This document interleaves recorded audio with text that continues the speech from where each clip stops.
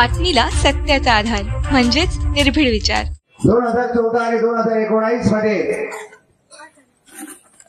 या बंगल्यावाल्यांनी आपल्याला काय परिस्थिती करून ठेवलेली आहे हे आपल्या सर्वांना ठाऊक आहे, सर्वांना माहित आहे. मित्रांनो, या शिरपूर तालुक्यात 2014 आधी बीजेपीचे झेंडे लावायला लोक घाबरत होते. मित्रांनो, या बीजेपीत प्रवेश करायला लोक घाबरत होते. तेव्हापासून खांद्याला खांदा लावून आमच्यासोबत डॉक्टर साहेब आणि डॉक्टर साहेबांसोबत आम्ही या बोराडी क्षेत्र आणि शिरपूर तालुक्याच्या ग्रामीण भागात आम्ही फिरत होतो. आणि या लहानशा रोपट्याला आम्ही मोठं केलं आणि मोठं केलो करून जेव्हा या झाडाला फळं लागलीत, फळं पिकायला लागलीत आणि त्यांना वाटायला लागलं की हे रोप काय आता मोठं झालेलं आहे, हे कधी पडण्यासारखं दिसत नाही आणि झिरण्यासारखं काही दिसत नाही, मग आपण काय करावं. ह्या उद्देशाने समोरच्या ईडीच्या धागाने त्यांनी आपण तयार केलेला पूर्ण झाड त्यांनी उपडून त्यांनी बीजेपीत प्रवेश केला आणि आपल्याला बीजेपी पासून वंचित ठेवलं आणि आपल्याला तिकीट कापण्यात आले. 2019 अनुभव. मित्रांनो, 2024च्या निवडणुकीत देखील तेच घडण्यात आलं. सर्वीकडे महाविकास आघाडीचा तुफान असा प्रचार चालू होता आणि यात त्यांना माहित होतं की महाविकास आघाडीकडून डॉक्टर जितेंद्र ठाकूर साहेब यांना तिकीट मिळणार आहे. त्यांनी वरिष्ठ लेवलवर काय केलं ते आता बोलण्यासारखं खूप काय आहे, सगळ्यांना ठाऊक आहे. या तालुक्यात ज्या पक्षाला 5% ही लोक त्यांना ओळखत नाही, ज्या पक्षाला कोणाला पक्षाचं नाव सुद्धा माहित नाही, अशा पक्षाला त्यांनी तिकीट द्यायला लावली आणि डॉक्टर साहेबांना महाविकास आघाडीच्या तिकीट पासून वंचित ठेवलं. मित्रांनो, सांगायचं असं, खूप काही प्रयत्न केले त्यांनी डॉक्टर साहेबांना डावलण्यासाठी, डॉक्टर साहेबांना उमेदवारी करण्यापासून, पण डॉक्टर साहेब कोणाला घाबरण्यात मागे पडले नाही आणि त्यांना सुद्धा घाबरले नाही आणि आपल्या स्वाभिमानीची लढाईला आमच्या सोबत आम्ही ज्या सांगितलं की डॉक्टर साहेब हे समोरचे कम्युनिस्ट पक्षाला त्यांनी उमेदवारी दिलेली आहे. कम्युनिस्ट पक्ष त्यांच्या जे उमेदवार आहेत बुधामला पावरा यांच्या कन्या बेबीबाई पावरा या बीजेपीचे जिल्हाध्यक्ष आहे. मित्रांनो, जिल्हा परिषद सदस्य, ह्याच्यावरून समजायचं तर की ते कम्युनिस्ट पक्ष कोणत्या पार्टीचं काम करत आहे. मित्रांनो, म्हणून आज जे काय आपल्या मागच्या काल पण बोराडी गावात सभा झाली, शिरपूरला सभा झाली, त्या ठिकाणी त्यांना एकच लक्ष आहे की तुम्ही महाविकास आघाडीचे उमेदवार त्यावर बोलत नाही, अपक्ष उमेदवार वर का बोलतात. खूप महत्वाचा मुद्दा आहे. मित्रांनो, त्यांना भीती आहे डॉक्टर ठाकूर साहेबांची. एकदा का डॉक्टर साहेब या तालुक्याचे आमदार झाले तर त्यांना जेलमध्ये पाठवल्याशिवाय राहणार नाही, ही त्यांना भीती आहे. राहिली गोष्ट विकासाची. मित्रांनो, खूप गाजावाजा करतात, शिरपूर तालुक्यात हा विकास केला, तो विकास केला. मान्य करतो मित्रांनो, तुम्ही हा विकास केला, तो विकास केला. कधी करवनच्या रोडावर कोणी गेला असेल किंवा करवनच्या रोडावर कोणी जात असताना निरीक्षण करा. मित्रांनो, करवन रोडवर जाताना करवन रोडवर त्यांच्याच एका पीएचं, जुना पीएचं शेतमध्ये फार्म हाऊस आहे. त्या फार्म हाऊसला त्यांनी रोडावर डायरेक्ट असा व्हाईट पट्टा मारून ठेवलेला आहे. मित्रांनो, त्या पट्ट्यापर्यंत त्यांचा विकास आहे, पट्ट्याचा पुढे त्यांचा विकास नाही. हे जाताना रोडावरचं ऑब्झर्वेशन करा. मित्रांनो, त्यांनी थांबून ठेवलेला आहे की आम्हाला विकास करायचा आहे किंवा आम्हाला कामं करायचे, फक्त शिरपूर सिटीमध्ये काम करायचे. ग्रामीण भागात एकही गावात तुम्ही आपलं कामं करून देत नाही. ते ही काळ्या दगडावरची पांढरी रेषा आहे. मित्रांनो, 15 वर्ष त्यांना काशीरामदादांना आपण उमेदवारी दिली, त्याच्या आधी 20 वर्ष अमरीशभाई पटेलांनी आमदारकी केली. एक तरी काम दाखवा मित्रांनो, मार्गातरपासून हिगम विवारकडेपर्यंत की हे काम आमदार निधी मधून झालेलं आहे. कुठेतरी समाजगृह दिसतं का आपल्याला? आमदार निधी मार्फत हा समाजगृह बांधण्यात आला, आमदार निधी मार्फत ही पाण्याची टाकी बांधण्यात आली, आमदार निधी मार्फत इथं पाईपलाईन करण्यात आली, आमदार निधी मार्फत इथं काय हेडपंप किंवा बोरवेल करण्यात आला. कुठं काही दिसलं का आपल्याला? आता ताजं उदाहरण आहे जुना आपलं जामण पाणीचं.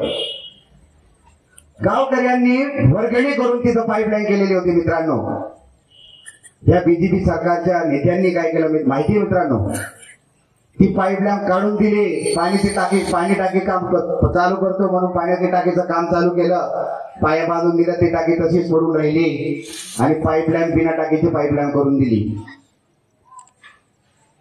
बिना टाकीची पाईपलाईन करून दिली. त्यांच्या घरात जे आधी पाणी येत होतं ते पाणी सुद्धा बंद करून टाकलेलं आणि म्हणतात विकास केलेला. दाखवा आम्हाला कुठं विकास केलेला आहे. आम्ही दाखवतो तुम्हाला तुम्ही कुठं विकास केलेला आहे ते. रोड चोरीला जातो या शिरपूर तालुक्यामध्ये.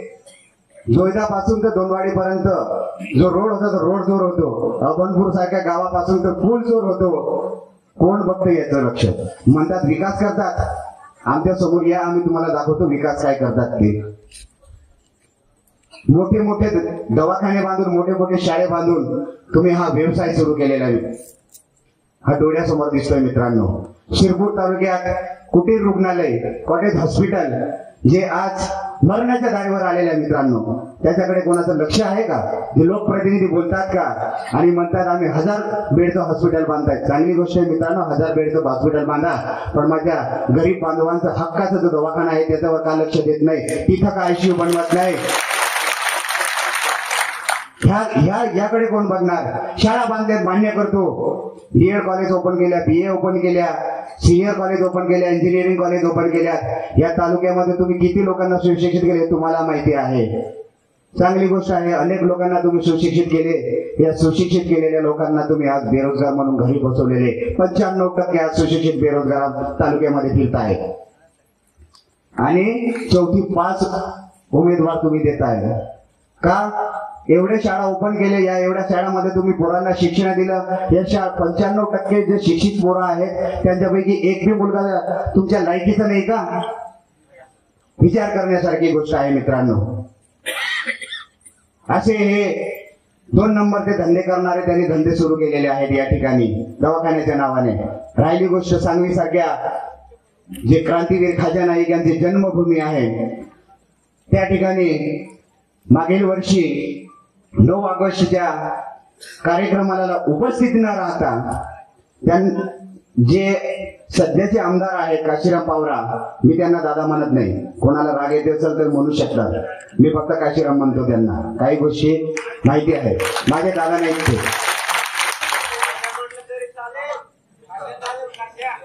बिलकुल काशा चालेल, आपल्या आदिवासी काशा चालतो. 9 ऑगस्टच्या कार्यक्रमात ते प्रमुख पाहुणे म्हणून होते. प्रमुख पाहुणे असताना तुम्ही कार्यक्रमाला उपस्थिती दिली नाही आणि 10 ऑगस्टला बॅनर फाटले, तिथे उपस्थिती दिली आणि उपस्थिती दिली तर कुठे दिली? चारण समाजामध्ये उपस्थिती दिली. ह्या असं 2 नंबरच्या काम करणारे आणि ते बीजेपी सारखे बोलण्यासारखे शब्द भरपूर काही आहेत. आता संहिता आहे ते शब्द बोलू शकत नाही, पण खूप अंगाला काटे येण्यासारखं ती गोष्ट आहे. आपल्या शिरपूर तालुक्यातील जवळजवळ 250 ते 300 लोकांवर जे बेकसूर लोक आहेत त्यांच्यावर गुन्हे दाखल केले. मी स्वतः 3 महिने जेल भोगून आलेलो मित्रांनो, माझा काही संबंध नसताना. मी उलट पोलीस प्रशासनाचा कार्यकर्ता असताना पोलीस प्रशासनाला मी मदत करत होतो, तरी देखील मला 3 महिन्यात जेल मध्ये टाकण्यात आलं मित्रांनो. का? ही आदिवासी समाजामध्ये तरुण जे युवक आहेत ते संघटनेमध्ये काम करतात आणि संघटनेमध्ये काम करत असताना जे येणाऱ्या पिढीला कदाचित आम्हाला घातक आहे या बहाण्याने या शिरपूर तालुक्यातील बिरसा ब्रिगेड असेल, बिरसा फायटर असेल, जयेश असेल, अखिल भारतीय आदिवासी विकास परिषद आहे, एकलव्य संघटना आहे, अशा अनेक संघटनेच्या पदाधिकाऱ्यांवर त्यांनी गुन्हा दाखल केले. त्यांचा पहिला टार्गेट होता तो आदिवासी संघटनेचा. अशा बेकसूर लोकांना त्यांनी जेलमध्ये टाकलं.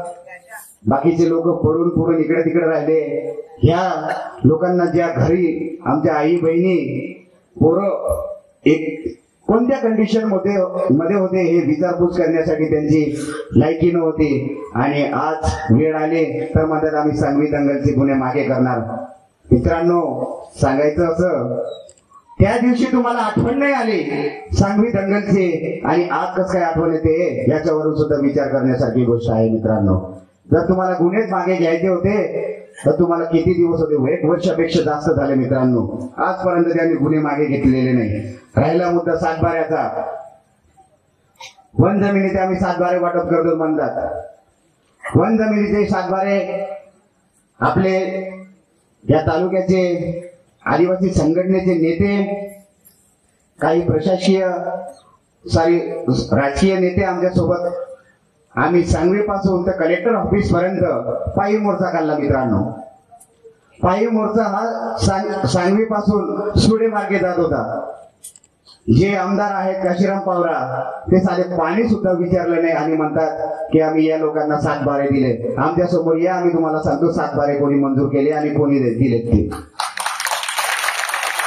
काय खोटे आश्वासनं देतात.